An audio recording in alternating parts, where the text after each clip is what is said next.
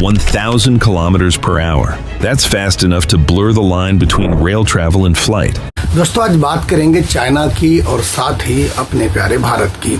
चीन कई सालों से बेहद खास ट्रेन बना रहा है। ये कोई साधारण ट्रेन नहीं बल्कि एक ऐसी मैग्लेव ट्रेन है जो हवाई जहाज जैसी रफ्तार से चल सकेगी और इसे भविष्य की यात्रा माना जा रहा है। ये super conducting maglev train track से 10 सेंटीमीटर ऊपर यानी कि 4 इंच हवा में उठकर चलेगी और इसमें पहिए भी नहीं होते हैं। ये ट्रेन चुंबकीय ताकत यानी मैग्लेव की मदद से चलेगी और इसकी स्पीड 1000 किलोमीटर प्रति घंटा बताई जाती है और इस ट्रेन में कोई झटके और कोई आवाज महसूस नहीं होती है। जब ये ट्रेन 500 से 600 किलोमीटर के बीच चलती है तो हवा का दबाव बहुत ज्यादा होता है, लिहाजा इसे एक ट्यूब के अंदर चलाने की योजना बनाई गई है जहाँ हवा का दबाव केवल 10% हो।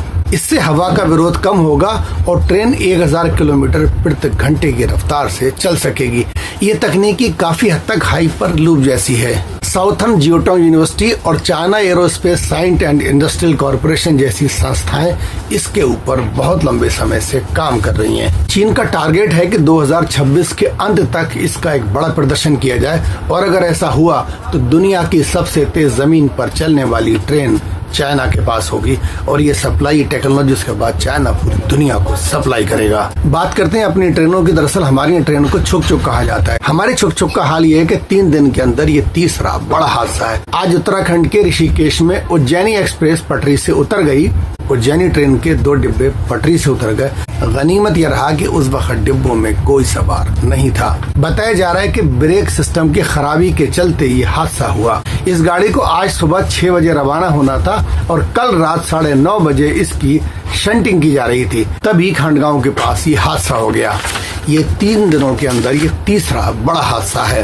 3 दिन के अंदर 3 बड़े हादसों ने रेलवे की सुरक्षा को लेकर सवाल खड़े कर दिए और यात्रियों की चिंता बढ़ा दी है। जब त्रिवेंद्रम से दिल्ली जा रही राजधानी एक्सप्रेस का डिब्बा धू धू कर जल उठा। यह हादसा मध्य प्रदेश और राजस्थान की सीमा पर हुआ। गनीमत ये रही कि 15 मिनट के अंदर 68 यात्रियों को बचा लिया गया। दूसरा हादसा 18 मई यानी कल हुआ जब सासाराम में एक पैसेंजर ट्रेन में जो कि उस वक्त स्टेशन पे खड़ी थी आग लग गई। आग जनरल बोगी में लगी थी। गनीमत ये रहा कि जिस वक्त आग लगी थी उस वक्त यात्री प्लेटफार्म की तरफ भाग गए और किसी की जान को कोई नुकसान नहीं हुआ और कल ही की रात ऋषिकेश में उज्जैनी एक्सप्रेस के डिब्बे पटरी से उतर गए। बात की बात ये रही कि इसमें भी कोई यात्री सवार नहीं था। ये ट्रेन उस वक्त खाली थी।